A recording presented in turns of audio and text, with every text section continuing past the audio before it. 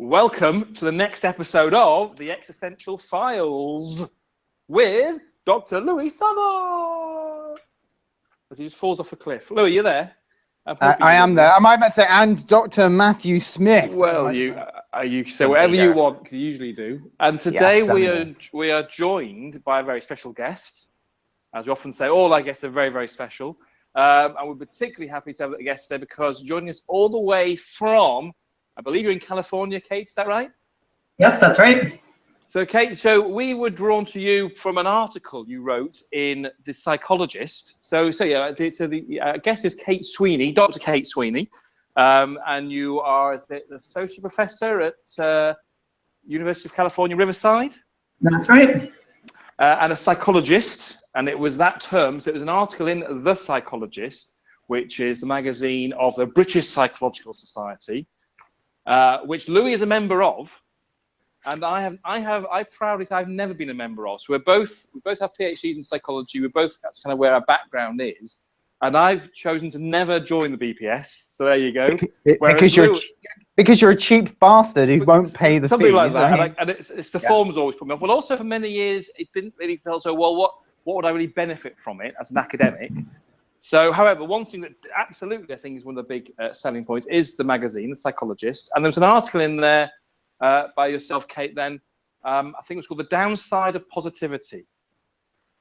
Yep, that's right. And because the reason that we're kind of drawn to it, because I work broadly in the area of positive psychology. So I teach on one of the master's courses that's over here in the UK. So positive psychology is a kind of sub-discipline within psychology. It started sort of to take root over the last few years. And I think your article was partly to warn people then of this, the dangers, of being too positive. So of course this was something particularly that Louie was drawn to, because he would often extol the problems of being too positive. Is that right, Louie? Maybe, or maybe unfair. Well, certainly, as I'm not a positive psychologist, I don't really know anything about positive psychology. And every time Matthew and I have discussed the topic, I feel like I'm being indoctrinated into a cult or some kind of Scientology religion. And I was reading, Kate's article on pessimism. It seemed to be extolling the virtues of, so we say, a more realistic view of the world. So I thought, let's get Kate on, because she's probably not going to try and indoctrinate me into her cult. And do you want to tell us a little bit about what you do then, Kate? Sure. Yeah, I have no intention of indoctrinating anyone today. So my training is in social psychology broadly, which I would say is a field that is a kind of close cousin of positive psychology. A lot of social psychologists became positive psychologists when that, movement began. And I have some close colleagues now here in California who are positive psychologists. So I've kind of been exposed quite a bit to that field in the last 10 years or so. And it, to some degree, runs a little bit counter to a lot of the work I've done. Most of my research has looked at, in one way or another, how people benefit maybe from things like pessimism and worry, and how sometimes suffering can actually work in our favor. So it was sort of from that mindset that the piece in The Psychologist came. So you wouldn't obviously then describe yourself as a positive psychologist. So but you work alongside others of that area. So did your work at Riverside, was it because of the work you were doing that kind of drew you there, or just happened to be a position came up and it just so happens other people there happen to be working in the area of positive? Yeah, definitely the latter. I would have taken any great job that year. So I found myself there by coincidence, but it was around the time, I guess I would say, that maybe positive psychology had kind of hit its prime. And one of my very close colleagues, Sonia Lyubomirsky, is kind of at the heart of that field. We carpooled for many years. We had many lively debates about research during that time.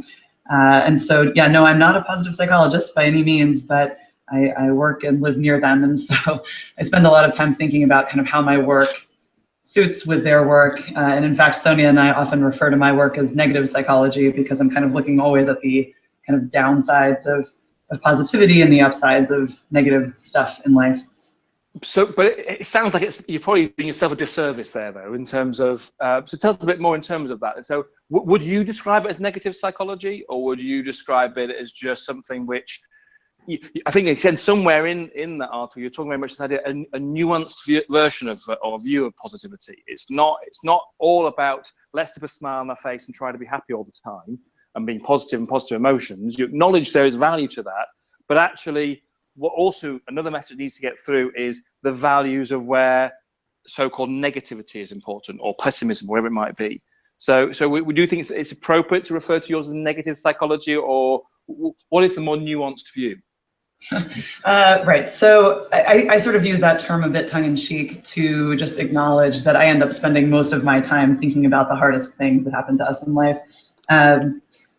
But yeah, you're exactly right about the piece. So there's kind of, in some ways, two sides to this. There are ways that positivity can get us in trouble. And you're right, there are lots of good things about positivity. There's a reason why people study happiness. It's a good thing generally. But there's also lots of work showing that being overly positive can kind of leave us unprepared. It can be kind of annoying. It interferes a little bit with our ability sometimes to relate to others and be supportive to others. And at its extreme, it can be incredibly unhealthy, leading to things like mania. And then the other side of that is that kind of on the other side of the midpoint, negativity can actually have some pretty significant benefits. So something I've thought a lot about lately are the benefits of worry. And worry can be incredibly motivating. So if you worry about getting in a car accident, you'll wear a seatbelt. If you worry about getting skin cancer, you'll wear sunscreen. So worry can in some ways actually save our lives. Pessimism equally can be useful for helping us to kind of think about worst case scenarios, prepare for them, try to prevent them. So positivity at its extreme can be really dangerous, and negativity can actually benefit us. So I sort of spend a lot of time thinking about both of those sides. So is the problem more in terms of extreme points? Because I think you were talking about their so-called extreme positivity. So I think you describe as maybe when people are in those kind of manic episodes, and there's points there which maybe they may feel very upbeat, maybe experiencing lots of positive emotions, but they're not necessarily best placed to interact with the world around them. You mentioned there's something about, again, people experiencing positive emotions aren't always very, well, I'm not sure you used the word empathic, but was there something about how they're not always the best person to be around? And I know that when I, been in times when I'm not feeling upbeat, and there is somebody there who does seem to be experiencing lots of positive emotions, and they don't necessarily get where you're coming from. So was that one of the things you were saying? Yeah, that's right. So that's some work by a really great researcher named June Gruber, who has found that, exactly as you said, if you're not feeling so great, the last person you want to be around is someone who's incredibly positive, who's just kind of a big bag of positive emotions. They aren't very good at sort of understanding the perspective or the experience of someone who's going through a difficult time. And worse, they think they're really great at it. So they have this, I think she uses the term empathy blind spot or something to that effect. So people who are, incredibly overwhelmingly happy think that they're just the most empathetic, socially supportive people, and yet, in fact, they completely miss how people are feeling when they're not feeling so great. And so again, as part of this issue is when people are feeling overwhelmingly so. So is it more a case of only when we're looking at those very extreme places, that's where it's a problem? Would you tend to agree or suggest that by and large that the balance wants to be more positive than negative, or it really is a case of, and again, I know from some of the work within positive psychology and some of the discussion we have with students, is even labeling things as either positive or negative is itself quite a challenge, because emotions that are traditionally or typically referred to as negative, actually, they can be healthy, they can be helpful. So it's sometimes a contextual question of when they might be described as negative and so on. Yeah, that's exactly right. I think you kind of foretold my answer to the question about extremity, which is that I think anything too extreme is probably bad almost by definition. But even with positivity, I think it's about timing and kind of context as well. So even reasonable levels of positivity under some circumstances could be really problematic if they're in the wrong moments, and kind of the flip side for negativity. So as you said, something like worry doesn't feel very good, but it can really benefit us if it's deployed or experienced at kind of the right times and the right circumstances. So it isn't just about how extreme or kind of intense emotions are, it's also about when you're experiencing them. Can I go on? Sorry, I was going to ask you a little question, because I'm obviously, unusually for our podcast, I feel like I'm the naive person in this discussion. which is usually Matt's position when we have guests on. Not being a positive psychologist or a social psychologist. But one of the things I was going to ask you, Kate, what about the princess and the pea syndrome?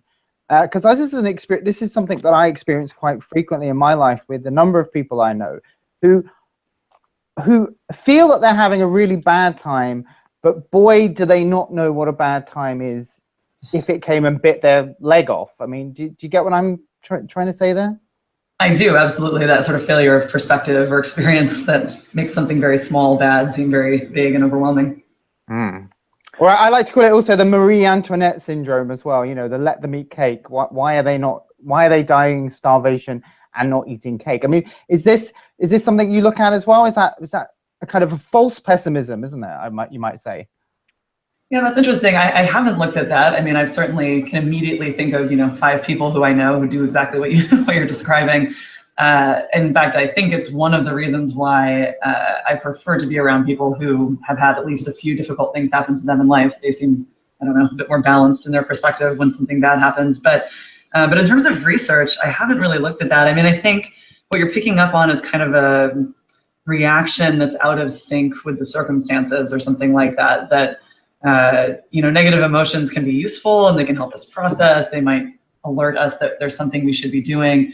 But if the stimulus is not appropriate, essentially, so if there's something very small that's making you feel incredibly worried, that worry is probably not going to be that helpful. I don't have great empirical evidence to bring to this particular point, but I certainly resonate with what you're saying. But you agree that they're horrible people to hang around with? Yes, certainly I agree. Do we all agree we hate them? Is that what we're saying? Yeah. What we're saying. I want to pick up so you mentioned, because I'm fascinated by the fact that you are now a colleague with, so you mentioned the name Sonia Lyubomirsky, and I believe her surname, I think I've read somewhere, is Russian for love and peace. Yes, that's right. Is that right? Which I think is fantastic. She's a positive psychologist, and she is one of the sort of a leading researcher on this idea of happiness, and she's written books about happiness. So I'm fascinated by those conversations you would have had when carpooling with her, in terms of, would she someone, again, would absolutely say what you're saying, Kate, absolutely get that, because you're describing when people are overly so. Whereas a part of her message is to still people, and I think, again, one of her terms may be sustainable happiness. There are things that we can do that can have an impact on and we use this word happiness, often well-being. Nowadays, this idea of what it means to flourish is one term that's often used. So I'm interested in this kind of conversation. Do you find you broadly would agree on some things and just your research topics tend to be different? Or is there some kind of fundamental levels at which you were kind of, I imagine you sort of almost wanting to sort of take one of you was driving and the one saying, no, I'll do it this way instead, are you really arguing about this stuff? Or do you find yourself broadly in agreement over these kind of things? Yeah, we are usually in agreement, and you're right, we're just coming at it from slightly different angles. Her research doesn't by any means promote feeling 1,000 times positive all the time. I mean, she essentially is looking for ways to help people, as you said, have sustainable happiness. And happiness, again, doesn't mean all positive emotions, no negative emotions. It's a bit more of it's a deeper kind of experience. And in fact, a lot of her early work was looking at this idea of hedonic adaptation, or kind of the fact that we can't actually really sustain very high levels of positive emotions because we just adapt to any new thing pretty quickly. And so I think then her work kind of took this turn towards what can we do to at least sustain something that looks a little bit more like satisfaction with life or kind of deep well-being. So she's not, in fact, I don't know if you've ever spoken with her, but she's not, sort of a bubbly, overly positive person by any stretch of the imagination. She's not one of those annoying people. And so we generally see eye to eye. I'm just often looking at how you take someone who's having a hard time and either help them do, kind of get back to baseline or utilize their difficult time for good, whereas she's usually looking at how you can kind of take someone from baseline and bring them up to something like happiness or well-being. So I'm always then interested in, so what drew you to your area of research? Was that something which you're always fascinated by, or was it fortuitous? Is there any reason why you were drawn to that particular area of the work that you are now finding yourself focusing on? I think Matt's asking, are you a miserable bastard, Kate? Somewhat. I'm certainly a worrier. I'm a bit of an optimist as well. I'm sort of a pile of contradictions, but I definitely worry quite a bit. So, and I tend to be a bit pessimistic in certain moments. So I think I do find these things interesting because I experience them. But you know, I have yet to find anyone who has never worried or has never felt pessimistic about some kind of outcome. So I think these are pretty universal experiences. I may find them particularly interesting because I experience them particularly intensely. And I'm with you. Go on, Louie. I was going to say, I mean, how do you feel? I mean, California is seen as, I mean, isn't it a bit of a positivity, you know, center of the universe? I mean, you get the impression, certainly as a British person, that, you know, California is, you know, it's all hi, how are you doing? And you know, I mean, we're very, you know, it's rainy, it's grey, it's miserable, and this is the middle of summer. I mean, this is as good as it gets here, and here where I am. Is it difficult being a negative psychologist in a happy place, or? Well, yeah, I mean, you're certainly right that this is a fairly positive place. It's hard to ignore that the weather is awesome all the time. I hate you, by the way. So yeah, fair enough. Don't rub it in, will you? I'll allow that. I mean, it's about to be, well, this is going to be Fahrenheit, but it's about to be over 100 degrees here, which is quite hot. So there are moments where it can go over. That sounds quite worrying to me. Yeah, I know it would, yes. Let's be pessimistic about it in some way. Well, yeah, it's funny because we have talked to, we had a nihilist guest on here previously, and he lives in California now, but he visits Scotland. I mean, I live in Scotland. We haven't seen the sun for weeks. And, you know, he was equating that kind of pessimistic, realistic attitude that maybe the Scots are known for versus, you know, some of his maybe upbeat, perhaps too upbeat, you know, that where he currently lives. I mean, is it the weather? Do we blame the weather for some of this? Might be the weather. So I was born in Vermont and lived in the Northeast most of my growing up years. So I think my personality was formed in a place that was much grayer than I live now. But yeah, I don't know what it is about being out here. It could be the weather, could be something about us left coast people, but there is kind of an overwhelming positivity to being out here. It's true that when I go back to the Northeast and kind of experience the nice darkness in every sense of Northeasterners, I really feel at home. So, if I just say, so if you were to have this devastating earthquake, would all of these people then suddenly break down and not be able to cope? I mean, is that the downside to this great happy place? That would be an implication of a lot of my research and others, I suppose. Yeah, that if you kind of never prepare. In fact, there's been surprisingly research on preparation for natural disasters like earthquakes. And yeah, I mean, in fact, if you are overly optimistic about your chances of avoiding such disasters, you don't prepare. So I think something about this positivity could leave us a little unready for such an event. And I'm with you, Kate. Come back to your thing about describing yourself as being broadly optimistic, yet a worrier. I think that I can buy into that as well, because I would say that almost cognitively thinking about stuff, I can be optimistic about things, but that doesn't necessarily always help with a worry I might experience, where I think I probably as a child again I was a worrier, and therefore I would often label it as anxiety. That it often feels as though it seems to bypass all of the rational mind. You go, well, I know that nothing bad's going to happen today. Generally, things are good to happen today, and I can feel positive about stuff. Yet there can still be a deep-seated sense of worry.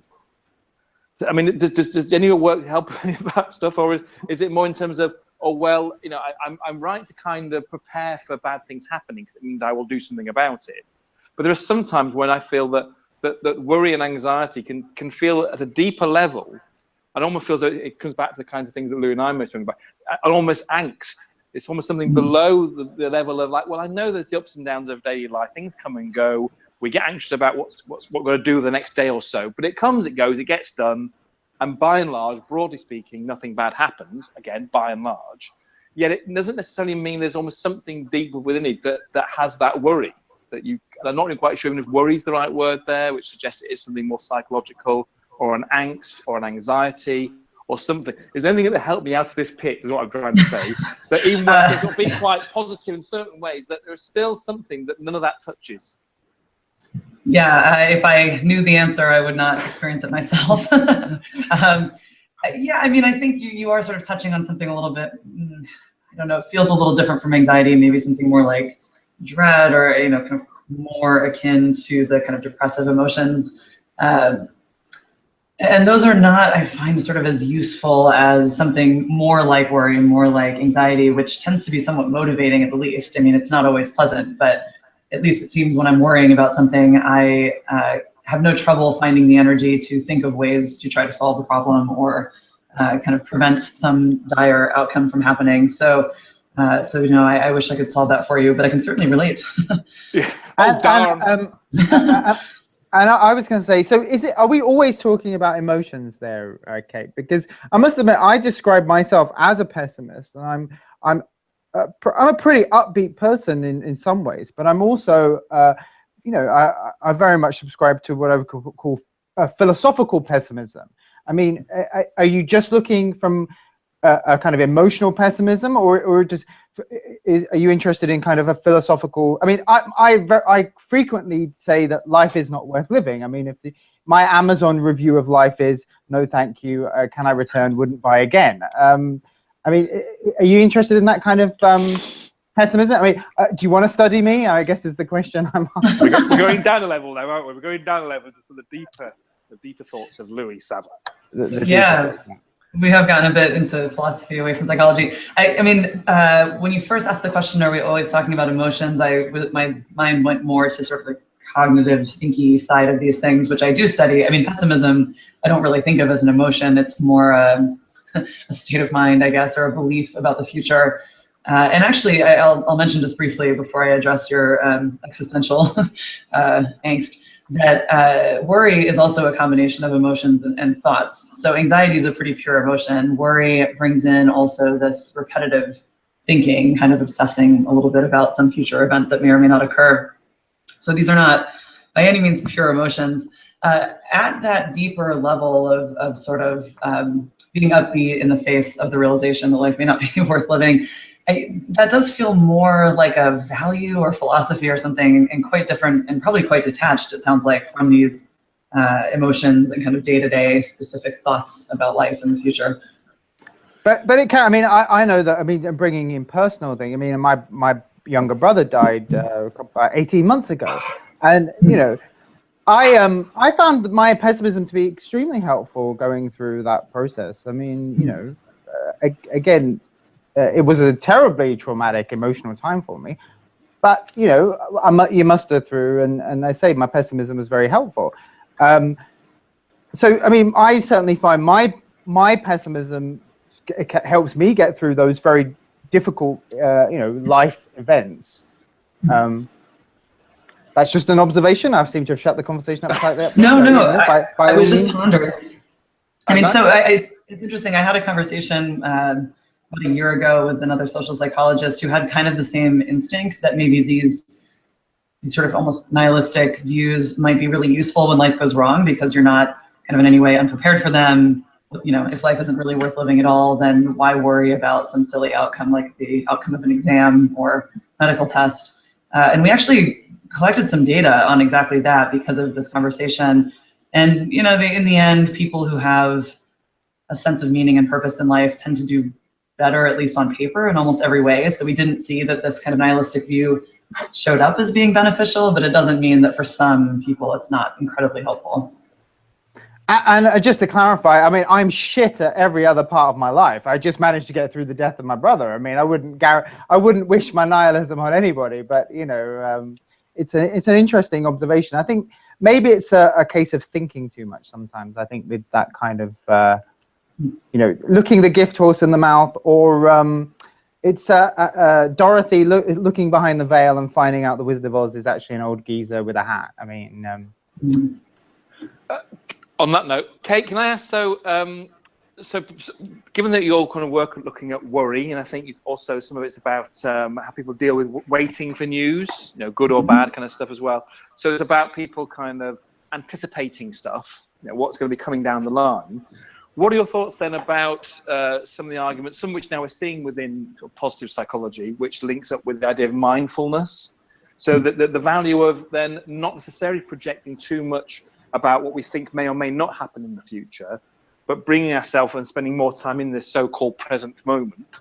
Would some of your work touch upon that in terms of, because it sounds like you're saying where people are waiting for something to happen, sometimes it's beneficial to be optimistic about it. I think there's some work when you say, well, but actually almost just before the news comes, it's useful to have a pessimistic perspective to prepare for the worst, and people who take that perspective seem to do better. But what about people who just don't spend too much time worrying about what's coming? To me, that sounds like a preferable place to be, particularly if you are a worrier, that if I was able to spend more time just dealing with what's happening around me right now and focusing on that, dealing with that, I'm not spending too much of my cognitive effort about worrying what's coming down the line. Much of the time, like you say, you're worrying about things which aren't ever going to happen anyway. So is that helpful to actually bring ourselves more into the present moment rather than worrying or anticipating what's coming next? Yes, so you have accidentally given me a perfect opportunity to mention a paper that's coming out soon. So we, good. Yes, perfect timing. So we are just about to publish some research on exactly that, on mindfulness as people are waiting for uncertain news. In this case, these are graduates of law school waiting to learn if they pass the bar exam in California, which has a very low pass rate. It's pretty stressful. So we have two studies there basically, and they show exactly what you said. So if you are high in this measure of trait mindfulness, so you're kind of just the type of person who feels mindful a lot of the time, you tend to do better while you're waiting in kind of every possible sense. But we also did an intervention where we had people practice mindfulness meditation versus a different kind of meditation. So everybody was meditating, at least they were supposed to be.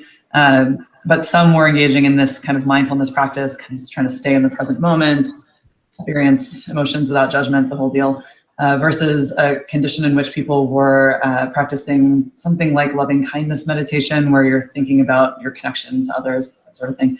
And we found basically that people who did a bit of mindfulness meditation, not a lot of it, but just a little bit, coped better essentially with waiting, were a little bit less worried about their outcome, and did better at sort of managing their expectations appropriately. Exactly as you said, timing's everything there. So we saw that people who were more mindful braced later in the waiting period. In other words, they maintained optimism longer and then kind of hit that pessimism right at the end. So good news on all fronts for those who are mindful. So it's another example of, because again, this idea of mind, I feel that now we probably soon have, there probably already are some books out now saying that the problems of mindfulness, because actually a lot of the evidence does seem to talk about its benefits. And it doesn't work for everybody all the time, but actually is another example again that even in those contexts, people who are practicing mindfulness, and you're saying also even higher on a measure of what you call trait mindfulness, is that right?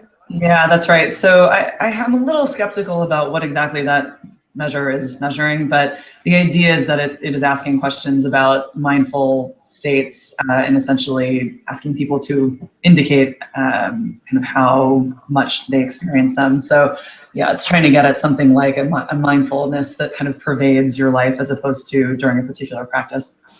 Okay, so still both of those findings are still suggesting that actually worrying about the future, anticipating it either way, isn't actually better for us. It's better to not to be too caught up with what's coming down the line, is to bring our attention to, like saying this, a so-called non-judgmental way of just accepting what's happening to us, and then you're better able to deal with whatever then comes, good or bad, down the line.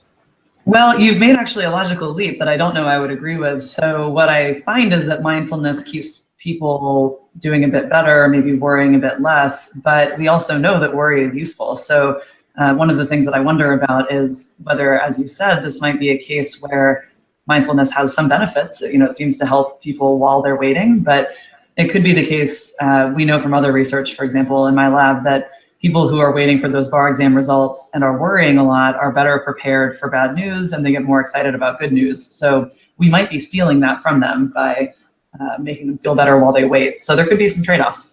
And are you hoping that this is a generalizable finding, Kate? Because obviously you've said that passing the bar is quite a difficult thing to do.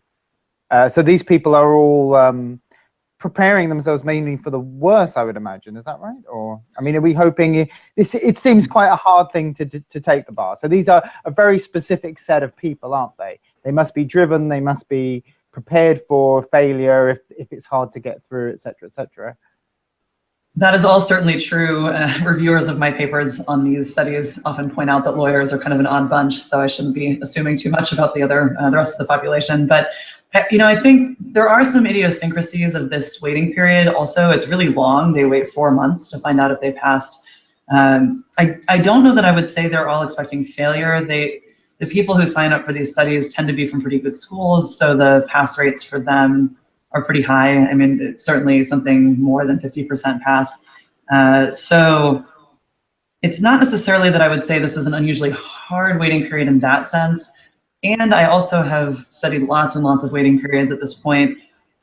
They all kind of look similar. It almost doesn't seem to matter what you're waiting for. If it's some kind of personally relevant, stressful event, it's stressful in similar ways. So for example, we just did a study of the 2016 presidential election. We see many of the same dynamics there that we do when someone's waiting to learn if they pass the bar exam, find out if their biopsy result is positive. It all looks pretty similar. So whether mindfulness will work equally well in all cases, I don't know, but I have reason to believe it might. And also they're all, say you describe them all as waiting periods. They're all situations or contexts where there's nothing you can do about it. Is that right? So you've done your bar exam, you've had your medical test, or the votes have been cast, and you're sitting and just waiting. So in that context, I can imagine the worrying there isn't necessarily, can't motivate you to do anything about it. Whereas in other contexts, the kind of worry people have is about, oh, something's going to happen or something needs to be done, and I've got to do something in order to bring it about or stop it. But all those waiting periods then are ones where essentially how people manage just that waiting time. Right, that's exactly right. So that is, I've become a bit obsessed with those sorts of experiences where we have no control, we're just kind of waiting for the outcome.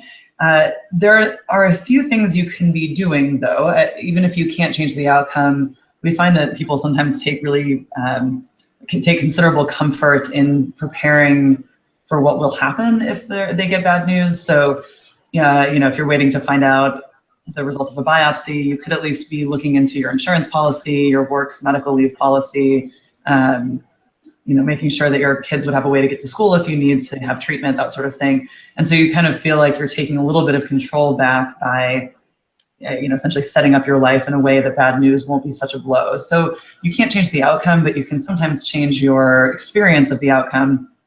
The other benefit of worry is that it sets up this nice contrast where even if you get bad news, at least you don't have to worry anymore. And people often find worry to be far more unpleasant than any other kind of negative emotion. Absolutely. And I'm wondering, as you're talking, I'm wondering if we step back then, if we're just all playing one big waiting game, just go back to kind of the bigger philosophical questions and existential questions, you could argue, well, life is just one big waiting. You're waiting for it to the death to come.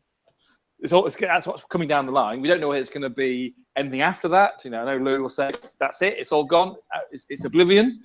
But even how you then live your life, it could be playing, well, it's one big waiting game, isn't it? You're waiting to see what's going to happen at the end and how we might deal with any sense of worry that we get between now and then.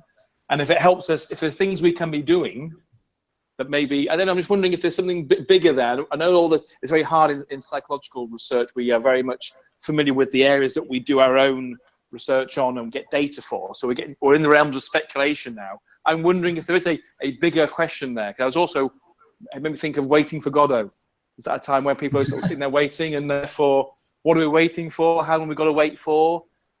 Is there something about, again, in those contexts, people always know how long that waiting time is? Or is there sometimes a point where you don't know how long you've got to wait for? I'm just wondering if there's something broader here that we can learn from, saying, mindfulness may help us up to a point in terms of dealing with worry in general and expecting what's coming down the line. And is there something about waiting for certain types of news, things over which we feel as though we have control, but maybe something that allows you to give you some sense of control, maybe help us to deal with that time in the process. It won't change what the news is going to be at the end, whether it's death, oblivion, or otherwise, but it helps us deal with the wait in the meantime. Help me out here, guys. Am I onto anything here, or am I just completely losing it? So it seems like there were several things in there, maybe, but one thing you sort of touched on, I think, is this idea that sometimes we don't know when the waiting will end. That seems like a broader theme in your question, and that's right. I mean, most of the things that I study, most of the experiences I look at are time limited. So, with the bar exam, these people know that on a given day at 5 o'clock, those results will be online and the waiting will be over. If you're waiting for a medical test, you usually know you'll get a call or have an appointment at some date or time. So that I think is a really different experience than, for example, to use something a bit more concrete, something like cancer survivorship, where your cancer is in remission and all seems well, but you're sort of always waiting to see if it'll come back. So my guess is that sort of uncertainty is quite different from uncertainty where if you just sort of grit your teeth and get through it, it will end at some point. Yeah, you're right. We're in the realm of speculation. I don't know exactly how those experiences differ, but certainly how you cope with them seems like they would differ a bit. Yeah, and we're very happy to speculate here. We speculate our asses off, don't we, Louie? Yeah, absolutely. We all talk a load of rubbish on this podcast. But so, Kate, do your students, when you're teaching this, you're teaching your students these things, do they benefit? Do they do really terribly in their exams because they didn't give a fuck, or do they, what is your practical implications of this? Do you find that your students benefit, or are they receptive? Do you have positive people in your class saying it's all a rubbish? Do all the pessimists give you a round of applause, or Yeah, that's interesting. So we just finished out our spring term here, and I was teaching several seminars actually on related topics. And it is the case that you always have a split. So you have students who cannot understand how anyone could ever be pessimistic about anything, and others who are, dyed-in-the-wool pessimists who cannot figure out who all these weird positive people are. We read about both sides. I mean, my research focuses generally on how bad things can be good, but I don't want to give short shrift to the quite large area of research saying that being an optimist, being happy can be good for you as well. It's not for everyone, but it does seem to have some advantages. So we cover both sides. Students typically go away feeling like whatever they are is best. That's typical for teaching. And there was something else I was reading, I think, on one of your web pages that, again, you're talking about one of the examples is when people are waiting for news about medical tests and so on, biopsies. So, and something about then the kind of guidance you might give to doctors and what they tell patients is another kind of practical implication of some of your work? Yeah, that's right. So I've done some research on doctor-patient communication. We certainly haven't solved the problem of what doctors should do with patients who are uncertain or waiting for some sort of news, because I think the doctors I've talked to feel quite paralyzed in those moments. For example, when someone's undergoing a biopsy, with certain kinds of procedures, the tech might be able to tell exactly what's going on, but they're prohibited from saying anything. And it's really a challenging moment for all parties involved, because the medical staff know that the patients are suffering with this uncertainty, but they're kind of loath to resolve it without being certain of the outcome. So yeah, we think about this quite a bit. One thing that we know, I guess I would say at this point, is that when it comes to some sort of medical procedure, so let's take something like surgery, there's a whole pile of research that seems to suggest that being wildly optimistic about your outcomes, so whether that's, did the surgery work, or how bad will the side effects be, what will the recovery process be like, any outcome like that. There's lots of research that seems to say, just be optimistic, assume the best, go kind of headlong into that surgery, thinking that all will be well when you wake up. But that research is really flawed in an important way, in that it doesn't always compare people's expectations to their outcomes. So what I mean by that is, if you look at actually whether people are unrealistically optimistic, so if you have patients who think that they'll be returning to work the day after their surgery, when in fact it is only realistic to believe that it will be several weeks, those patients tend to do much worse. So optimism has a significant risk if people are being unrealistic. So, what doctors do with that, I'm not sure, but I think that telling patients, hey, everything will be fine, assume the best, think positive, can be really risky. If things don't go as hoped, then patients are just kind of shattered, and they actually may have much worse outcomes. I was going to say, I currently work with supporting bereaved people, and they're often lost cancer patients, and I'm finding that quite a few of these people are, they're going through the cancer treatment, they're being upbeat, everybody's being stoic, then the other person, their loved one dies, and they're kind of left going, I wish that I dealt with these emotions when the person was alive. and now they haven't got an opportunity to do so. And I feel very like the waiting period is over, but there's no going back now because the person isn't there to talk to. And I think it's very, very sad because, you know, we can't, you almost feel like we could say to them, maybe you need to deal with these things while it's happening. Yeah, I totally agree. You know, actually, you asked kind of where this research came from, and one place it came from was reading this fantastic book called The Anatomy of Hope by Jerome Grootman. And he's an oncologist, but also just really smart about psychology stuff. And essentially, he argues that you can't, if you don't prepare people for death, essentially, when you're undergoing something like cancer, then it doesn't let you as the patient prepare for this outcome, and it doesn't let you prepare others who are going to be left behind. So yeah, I've thought quite a bit about that issue, and I fully agree. And I was going to ask you then, Louie, so in that context, so you're working in the context of people who are bereaved. Does the same charity or do others offer similar counselling for people who before they die? Yeah, post-bereavement, yeah, they do, yeah. Pre-bereavement?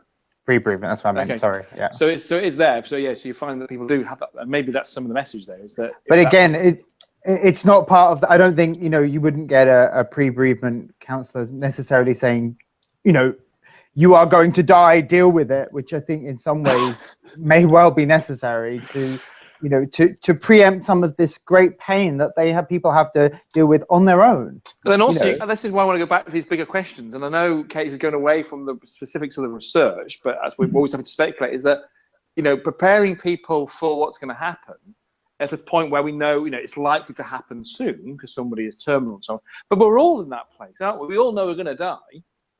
We don't know when it's going to happen. So some of the messages here is to, well, what can you be doing now to prepare for it? And that's why some of these ideas, spending time reflecting on what's important in life, what you'd like to do with your life and so on, is important, because it's only at a point where somebody does die, or somebody's in a critical illness, you suddenly, these things come to the fore and you go, actually, it's made me reevaluate what's important in my life and dealing with these kinds of things. So actually what I think sometimes it is about taking these ideas and bringing it into the wider perspective of, you know, prepare for the worst, or prepare that these things are going to happen. And we all know that death is there on the horizon. We don't know how close it is. And we often live our lives as though it's in some distant place that may never happen.